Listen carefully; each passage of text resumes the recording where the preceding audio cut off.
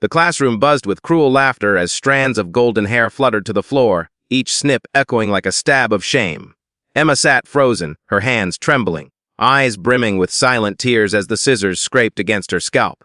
The bullies, 3 girls who called themselves the Queens, jeered and filmed everything on their phones, chanting, "Let's give the homeless girl a makeover!"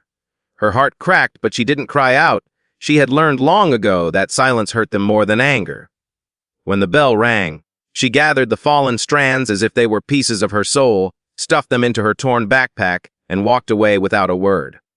For the rest of the day, whispers followed her.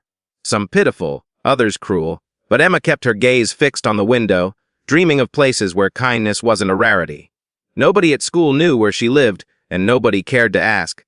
After her mother passed away and her father disappeared, Emma had been staying in a shelter at the edge of town, studying under dim lights, working at a bakery before dawn. Her only dream was to finish school and one day design clothes that made people feel seen. That night, she sat on her bunk bed, staring at the mirror's broken edge, running her fingers through her uneven hair.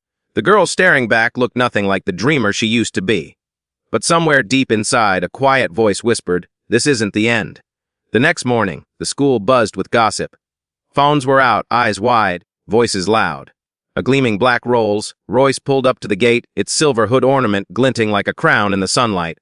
The driver stepped out first, a tall man in a tailored suit, and then, to everyone's disbelief, Emma emerged. She looked different. Her hair, freshly trimmed and styled, framed her face like sunlight through clouds. She wore a simple but elegant dress that seemed to belong on a runway, not a classroom floor. The air shifted, laughter turned to whispers, whispers to silence. Even the bullies froze, their smug faces paling as the driver escorted Emma through the gates. The principal rushed out, stunned, as another figure stepped from the car, a woman with sharp eyes and the grace of someone powerful. It was Ms. Hartwell, the CEO of one of the largest fashion houses in the city, and as fate would have it, Emma's late mother's employer. The crowd gasped when Ms. Hartwell placed a gentle hand on Emma's shoulder and said, "I should have found you sooner, dear. Your mother's spirit never left you." Inside the principal's office, the truth unfolded like a movie. Ms. Hartwell had discovered Emma's situation only the night before, when a bakery worker mentioned a homeless girl who sketched beautiful dress designs on paper bags during her breaks. She realized who Emma was, the daughter of her most loyal designer, and came immediately to take her in. As the story spread through the hallways, guilt began to sink into the bullies' hearts like cold rain. During lunch, they saw Emma sitting alone under the tree where it had all happened, a gentle breeze tugging at her hair. She wasn't angry, just quiet, her eyes distant, as if she saw something none of them could. One of the bullies, Lauren, approached hesitantly, her hands shaking. "Emma," she whispered, I'm sorry. We didn't know. We were stupid." Emma looked up slowly, her gaze soft yet piercing. "You didn't need to know," she said. "Kindness shouldn't depend on someone's story." A tears welled in Lauren's eyes as she sank to her knees, words failing her. One by one, the others joined, apologizing, crying, their phones now forgotten relics of cruelty. Emma reached out and lifted Lauren up. "It's okay," she said quietly.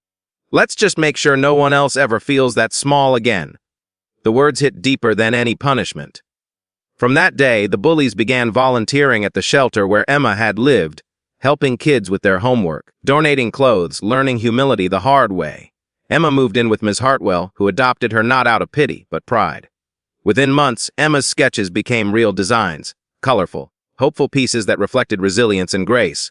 Her story made headlines, but she never let fame cloud her heart. She returned to the same school, not to boast, but to finish what she started. One afternoon, during the school's Kindness Week, she stood before her classmates on the stage, a calm smile playing on her lips. "I used to think being invisible was safer," she said softly, "but I learned that silence gives power to cruelty. If you see someone hurting, speak up. Don't wait for the world to notice, be the one who notices." The audience rose in applause, some wiping tears, others clapping through regret. Even the teachers felt a sting of shame for never stepping in sooner. When she stepped off stage, Lauren hugged her tightly, whispering, "You changed everything, Emma." Emma smiled, eyes glistening. "Oh," she said, "we changed everything together." The years later, that same school would hang one of Emma's designs in its main hall, a soft blue dress embroidered with the words her mother once told her, "Be kind, even when they aren't."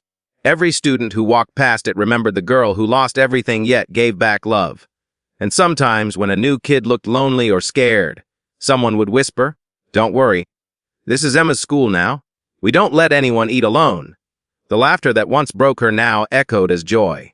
And though the scars of that cruel day never fully faded, they became part of the pattern that shaped who she was, strong, forgiving, and unshakably kind. Because in the end, Emma taught them the truest lesson of all, that love is louder than cruelty, and even the smallest act of kindness can rewrite a life.